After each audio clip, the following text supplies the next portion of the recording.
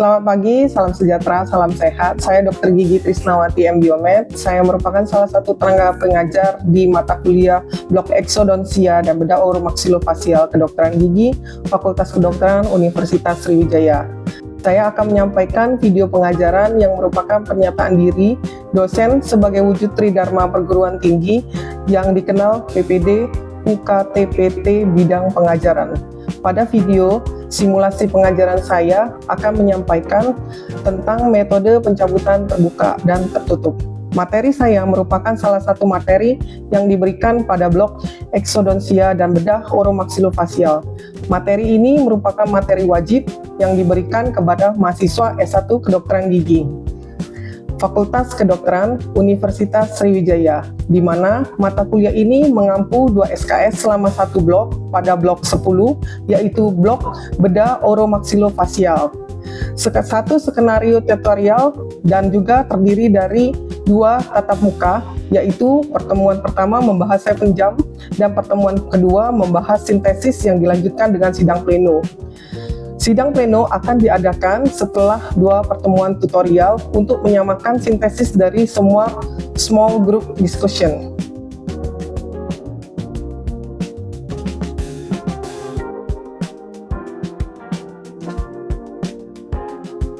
Sidang pleno juga akan menyamaratakan sintesa dari semua kegiatan dan dari semua kelompok. Berikut adalah tampilan RPS saya.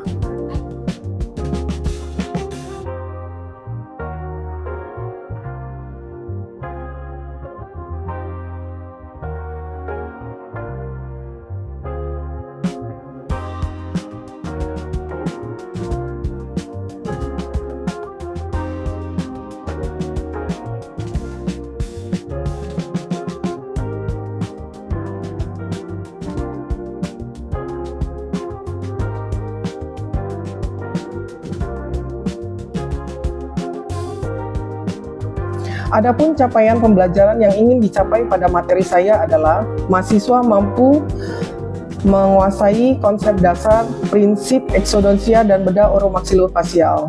Mahasiswa mampu menerapkan prinsip eksodonsia dalam bidang kedokteran gigi. Mahasiswa juga mampu memanfaatkan teknologi dan informasi dalam pembelajaran. Materi ini diberikan dalam bentuk kuliah dan diskusi dalam waktu 2 kali 50 menit. Pendekatan yang digunakan saat menyampaikan materi kuliah ini adalah pendekatan DIA atau Delivery Interaction Assessment, atau materi kuliah yang disampaikan kepada mahasiswa dalam bentuk metode ceramah dan interaksi dari dosen dan mahasiswa dengan adanya tanya jawab. Bentuk penilaian pada materi ini adalah formatif dan sumatif. Penilaian formatif dalam bentuk Classroom Performance Observation Form atau CPOF, daftar pilih, kuis, sedangkan penilaian sumatif dalam bentuk MCQ atau Multiple Choice Question. Salah satu referensi dari pengajaran saya adalah buku Pedersen dan buku Kaskarini.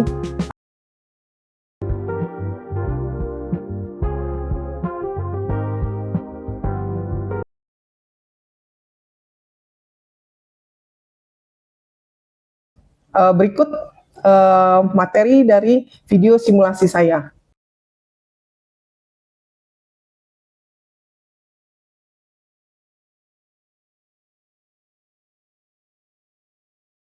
Baiklah, selamat pagi, salam sejahtera. Saya Dr. Gigi Trisnawati. Hari ini kita akan memulai mata kuliah dari metode pencabutan terbuka dan tertutup di blok eksodonsia dan bedah oromaxilofasial. Sebelum kita memulai, kita akan berdoa dulu sesuai dengan agama dan kepercayaan masing-masing. Berdoa dimulai.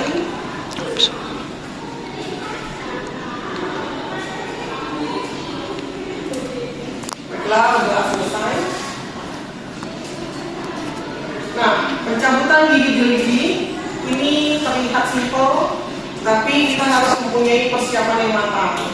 Jadi metode pencabutan ada 2 macam ya, satu yang terbuka, satu yang tertutup. Kalau metode pencabutan terbuka, itu dia melibatkan pembuatan insisi pada gusi yang mengakses gigi yang akan dicabut. Istilahnya adalah pencabutan yang tidak bisa dilakukan hanya dengan menggunakan alat sederhana, atau pada gigi-gigi Nah, kontraindikasinya adalah pasien dengan riwayat sistemik, resiko pendarahan yang tinggi, kemudian kecemasan tingkat tinggi. Ya, karena dia tidak bisa dicabut dengan pencabutan biasa, otomatis kita membutuhkan akses lapang pandang yang besar. Nah, berikut adalah desain-desain flap yang akan kita gunakan sebelum kita mencabut gigi tersebut. Jadi langkah pertama tentu saja kita anestesi, kemudian langkah kedua adalah kita melakukan flap. Jadi flap di sini ada macam-macamnya, desainnya ada triangular, ada trapezoid, ada semilunar, ada envelope. Kapan sih dilakukan? Jadi desain flap ini kita pilih tergantung dari satu, tentu saja gigi mana yang kita akan cabut. Yang kedua, akses pandangnya. Nah, misal yang akan kita cabut biasanya adalah gigi posterior yang susah, berarti kita akan melakukan dari triangular atau trapezoid. Ya, jadi misalnya kita pikirkan, oh semilunar ini pencabutannya tidak cukup untuk akses kita melihat gigi-gigi. Jadi gigi-gigi yang kita cabut itu kan pasti dibawa dari cervical. Nah, apakah dengan semilunar sudah cukup? Kalau tidak cukup berarti ke trapezoid atau triangular. Artinya kita harus tetapkan dulu gigi mana sih yang mau kita cabut, anterior, posterior, atas atau bawah. Ya. Kemudian, oke, kita akan melakukan sebuah diskusi kecil. Ada yang bisa menjawab nggak? Seberapa dalamkah insisi flap? Kira-kira ada yang udah tahu? Belum ada yang tahu? Oke, jadi gini, flap itu misalnya kita mau mencabut gigi molar bawah. Nah, flap yang mau kita buka itu paling tidak mencakup satu gigi depannya si cabut atau satu gigi belakang. Kenapa cuma tidak di daerah situ saja dok? Misalnya yang mau saya cabut adalah gigi 36. Kenapa tidak 36 saja dok? Tidak cukup aksesnya deh. Jadi harus meliputi 35 dan 34. Oke? Nah, ketika kita menggunakan pisau bedah, seberapa dalam kita tusuk? Ya kan? Itu adalah sedalam mentok tulang. Kenapa sedalam mentok tulang dok? Karena setelah sedalam mentok tulang, gusinya akan kita buka dengan rasparatorium, kita akan terlihat tulangnya. Di situ kita akan melakukan pengeburan tulang, kemudian pencabutan dengan B. Jadi kalau misalnya nih kalian insisinya cuma separuh, yang terlihat gusinya, insisi lagi 2 kali jalan. Kemudian insisi juga harus dalam 1 kali tarikan. Jadi tarik garis, sret, ngerti ya? Tidak boleh berulang-ulang. Kenapa dok? Karena akan menimbulkan luka yang lebih besar kepada pasien. Nah, kemudian alat apa aja? Alatnya nanti akan saya bahas lagi. Sampai sini kurang lebih ngerti ya? Nah, kemudian teknik suturingnya ada berapa macam dok? Teknik suturing itu sebenarnya banyak macam. Tapi di dalam bidang kedokteran gigi yang selalu kita gunakan adalah uncontinuous. Kenapa uncontinuous? Karena gini, mulut itu selalu mobile, selalu bergerak. Jadi kalau misalnya pakai continuous, sekali bergerak, lepas semua. Nah, tapi kalau uncontinuous, ketika pasien itu nggak mungkin menunggu luka sembuh 7 hari tanpa makan. Itu tidak mungkin kan? Jadi pastilah dia makan sesuatu yang lunak atau sesuatu yang lembut ketika ada pergerakan. Dan di mana jahitan kamu tidak ketat, hanya lepas satu, no problem, masih ada yang lainnya. Jadi teknik suturing ini sangat penting. Yang mana aja sih dok yang bisa dipilih? Bisa figure of 8, simple, horizontal, vertikal, bebas. Tapi biasanya yang paling mudah adalah simple infinity. Nyambung ya? Kalau misalnya dok, saya jagonya figure of 8, terserah, bebas. Yang penting adalah prinsip dari suturing adalah luka menutup darah rapat, pendarahan berkurang. Nyambung ya? Kemudian kita lanjutkan lagi. Nah, metode pencabutan tertutup. Metode pencabutan tertutup ini pasti lebih simpel ya, yang akan kita lakukan sehari-hari. Jadi dia tanpa open flap, dia hanya datang, pasien kita anestesi, kemudian kita luxasi dengan B dan kita angkat dengan menggunakan tangan. Jadi pencabutan metode tertutup ini seperti pencabutan gigi gerigi biasa. Berbeda dengan yang tadi pencabutan metode terbuka. Nah ya, oke, kita masuk ke ranah diskusi. Sekarang apakah ada pertanyaan dari adik-adik? Ada yang mau bertanya? Silakan angkat tangan. Kalau tidak ada yang mau bertanya, maka saya yang akan bertanya.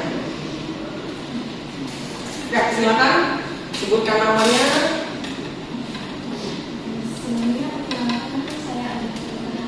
Bisa dibesarkan suaranya? Perkenalkan, saya Ana Haka. Saya izin bertanya, jadi apabila pasien memiliki hipertensi yang lebih dari 140, tapi giginya itu, tapi pasien itu sudah mengeluhkan tidak nyaman banget dan giginya itu udah goyang, itu apakah masih boleh atau gimana? Oke, good. Jadi memang banyak ketika kalian datangkan pasien untuk requirement koas dan 140 tensinya 140 pernya berapa? Kita lihat dulu antara sistol dengan diastol. Kalau misalnya nih 140 kemudian diastolnya 80, hati-hati. Tensi itu tidak selalu tinggi karena hipertensi, bisa juga satu, pasien itu cemas. Yang kedua, pasien habis naik tangga, kos-kosan, lalu kamu tensi. Itu kan tinggi kan? Wah, jadi nggak requirement dong. Jadi tata caranya adalah kalian membuat pasien itu relax, duduk dulu, Pak, Bu, 15 menit, cek tensi kedua. Namun apabila sistol 140, diastol di atas 100, kemungkinan itu hipertensi. Lalu pada pasien-pasien hipertensi gimana dong? Kalian masih bisa misalnya gini, pasien itu sakit sekali, coba kalian kasih analgetik, lalu kalian rujuk ke penyakit dalam. Ya, jadi jangan langsung ditindak karena itu ada resikonya. Nyambung ya? Oke. Kemudian penanya kedua ada? Silakan. Izin dokter, sebelumnya perkenalkan, nama saya Nina Sukusabila. Izin dokter, sebelumnya dokter menyampaikan bahwa kalau untuk flap itu kan hanya satu kali garisan. Jadi misalnya nih dok, ada kayak kasus apex akor yang dia itu tenggelamnya itu sangat dalam dok, dan kita tuh sudah buat insisi awalnya itu sudah dilakukan, tetapi masih ternyata belum cukup dokter. Itu kira-kira apa boleh dilakukan lanjutin insisinya di keluar? Insisi kedua berarti. Oke, good question. Ingat, setiap kali metode pencabutan terbuka harus dipertimbangkan matang. Yang pertama tentu saja alat dan bahan. Ya, yang kedua pemeriksaan penunjang. Nah, sudahkah kamu melakukan pemeriksaan penunjang? Ronsen, periapikal boleh, panoramik boleh. Nah, dengan ada ronsen itu berarti kamu bisa menentukan dong panjang kerja berapa, saya mau insisi dari mana. Ya, jadi semua tindakan dari metode pencabutan terbuka itu harus terukur. Nyambungnya? Apakah bingung? Tidak? Oke, cukup. Ada pertanyaan lainnya? Kalau misalnya kalian mau membahas tentang calon pasien kalian juga boleh. Silakan bertanya. Kalau tidak ada, saya mau lanjut. Belum ada. Oke, silakan. Baik, saya Jessica Rahmawati, dokter. Saya izin bertanya. Dari beberapa kasus, salah satu yang adalah keluarga saya sendiri, memang riwayatnya ada diabetes itu sudah lama. Tapi memang rutin minum obat. Cuman dia juga mengkonsumsi obat pengencer darah. Nah, ada satu hal yang saya pernah dengar, katanya sebelum mencabut gigi itu berhenti dulu untuk berhenti dulu minum obat ya. Tapi ada juga yang mengatakan bahwasanya itu dokter gigi nggak punya wewenang untuk menginstruksikan hal tersebut. Nah, itu sebenarnya kebenarannya seperti apa? Oke, pertanyaannya sangat bagus. Jadi tidak semua pasien yang kalian ketemui itu adalah pasien dengan riwayat sistemik yang sangat bagus, sehat walafiat, usia muda, tidak selalu benar kan? Pasti juga ada kita temukan pasien yang lansia dengan riwayat penyerta. Kalau saya akan menyarankan satu, Pak, Bu, silakan ke dokter penyakit dalam. Kemudian tanyakan pada dokter penyakit dalammu, apakah kamu sudah termasuk dalam indikasi pencabutan. Ketika dokter penyakit dalamnya bilang, bikin not ya, buat not kepada dokter gigi. Jadi artinya kita merujuk ke penyakit dalam kepada dokter gigi bahwa pasien saya ini sudah bisa dicabut. Beberapa literasi mengatakan bahwa ketika dia minum pengenceran darah itu masih bisa dicabut. Beberapa literasi, ya. Tetapi apakah kamu bisa mencabutnya dengan luka yang kecil? Belum tentu. Nah, jadi lebih baik kamu konsultasikan dulu pasien untuk penyakit dalam. Setelah keluar rujukannya dan ACC boleh. Perhatikan riwayat gula darah, ya. Jadi DM ini kalau menurut WHO itu adalah gula darah puasa di bawah 126. Ya, kemudian DM ini juga gula darah sewaktu di bawah 200. Pengukuran yang paling tepat itu adalah menggunakan HbA1c di bawah 6,5. Misal pasien itu diabetes, apakah tidak boleh dilakukan pencabutan dong? Belum tentu. Kalau misalnya pasien tidak puasa, kamu bisa melakukan pengecekan gula darah 2 jam sebelum puasa di bawah 200 mmHg/dl, itu saya bolehkan pencabutan. Ya, tapi tentu dengan edukasi setelah pencabutan. Bapak Ibu sudah cabut, tolong puasa gula ya, bukan tidak boleh makan gula, tapi gulanya dikurangkan sesuai dengan aturan dari dokter penyakit dalam. Mengerti ya? Nah, kemudian sampai sini ada pertanyaan lagi? Ya, satu lagi yang paling penting adalah hepatitis. Hepatitis sering tidak terlihat. Paling gampang ini, adik atau bapak, ibu pernah sakit kuning kah? Ya, itu penting loh. Adik, kenapa sakit kuning ini penyebarannya jadi infeksi silang? Makanya biasanya tanya kepada pasien, itu bisa menular lewat darah, bisa kontaminasi silang, jadi kamu bisa terkena. Misalnya alat dan bahanmu kurang steril, maka bisa mengenai pasien berikutnya. Ya, jadi harus ditanya, penting sekali. Oke, baiklah, sekian dari kuliah saya. Terima kasih untuk partisipasi hari ini. Saya tutup. Terima kasih. Salam sehat. Tadi kurang lebih kita udah jelasin ya. Kita sekarang masuk lagi ke alat dan bahan pencabutan gigi terbuka. Kalau pencabutan alat dan bahan pencabutan tertutup itu simpel, ya. Pasti ada alat dasar. Kurang lebih saya mau nanya, alat dasar apa? Alat dasar yang kita bawa ada 4 alat dasar. Ada yang bisa menjawab?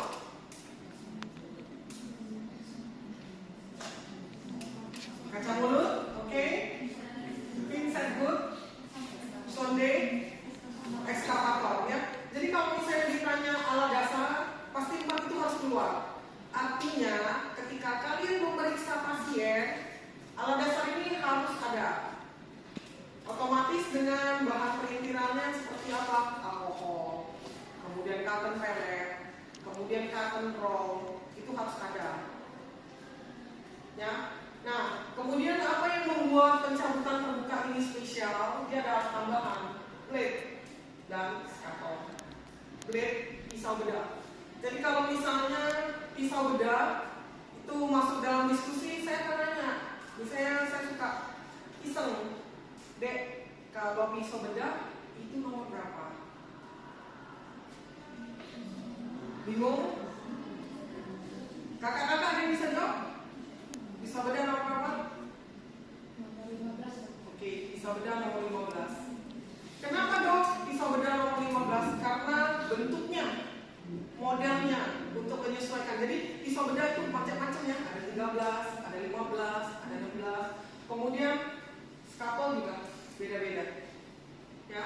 Nah, pinset chirurgis ini pinset yang untuk memang menjepit ya. Jadi bukan pinset dalam alat dasar ini.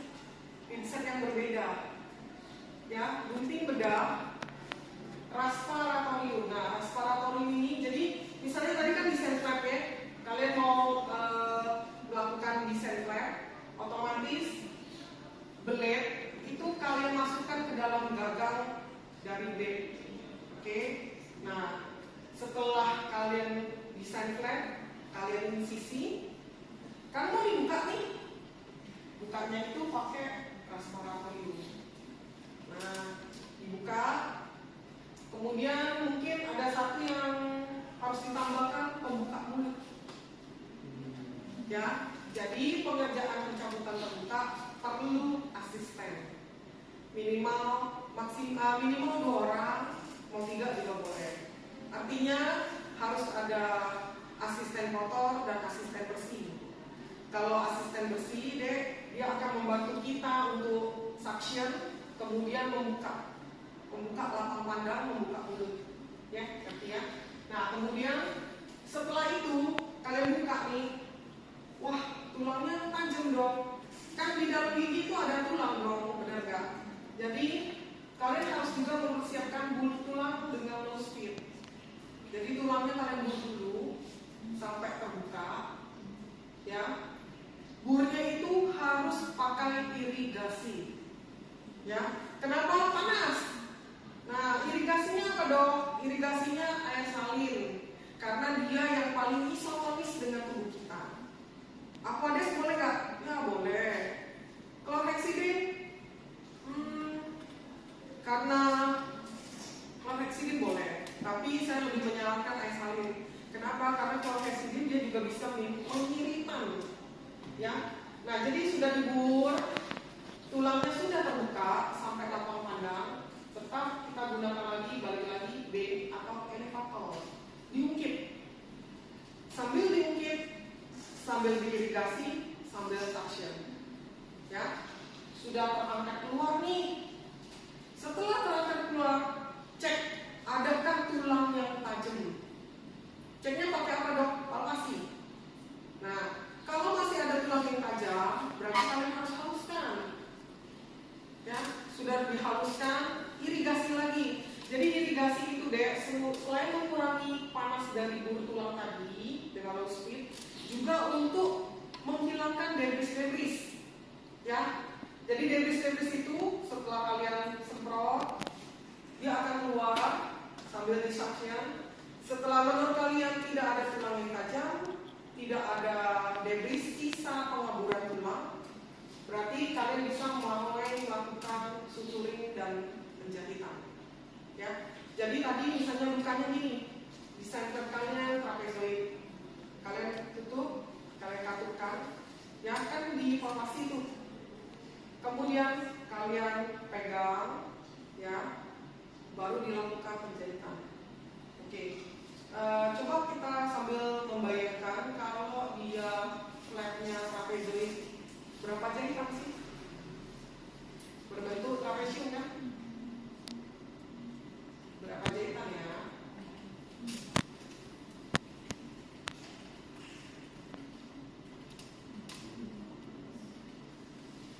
Ya, berapa jahitan?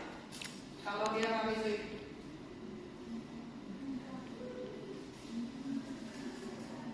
Jadi sebenarnya tidak ada ukuran baku berapa jahitan, tidak. Tapi misalnya nih, ya, kan dia berbentuk trapesium. Tidak mungkin kalian lihat di sini, di sini, di sini, di sini, di sini, di sini, di sini, di sini, sampai 8 jahitan, tidak bisa lah.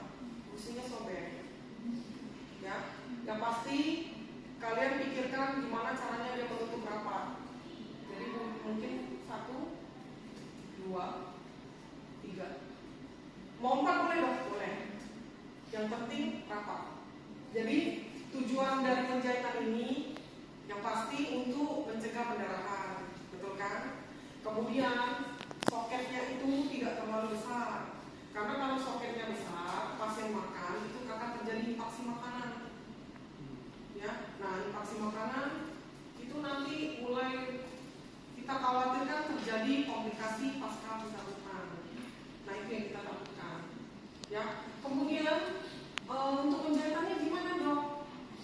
Penjahitannya itu satu, pasti benang jahitnya nggak boleh kusut dong. Ya, jadi kalau menurut kalian kepanjangan, kalian boleh potong. Nah, kemudian yang kedua, rapat bukan ketat. Ya, jadi dia rapat, tapi tidak sampai begini banget, nanti sobek jaringannya. Ya, nah, jadi ini rapat, ini rapat, ini rapat. Kalau sudah, ya coba kalian lah dengan cotton pellet, kurang lebih apakah darahnya masih menetes atau mengalir tipis? Kalau iya, berarti belum rapat. Nah, lalu pertanyaannya dok, jadi kamu coba bayangkan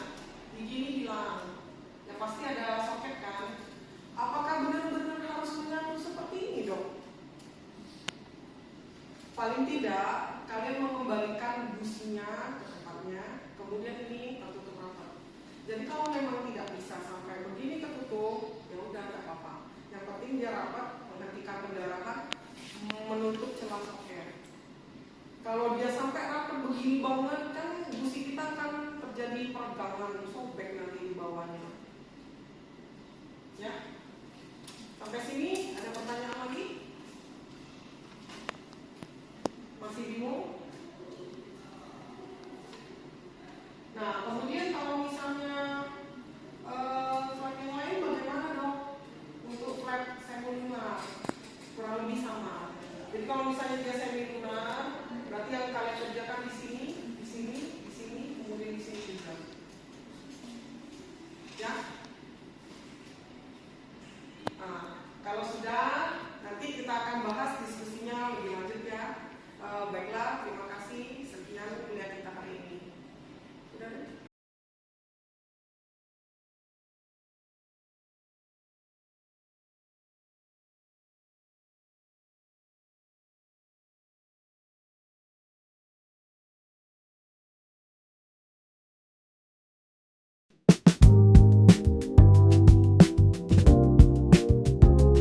Demikianlah video simulasi pengajaran yang telah saya buat sebagai bentuk pernyataan diri, sebagai bentuk juga dalam mengamalkan Tridharma perguruan tinggi. Terima kasih.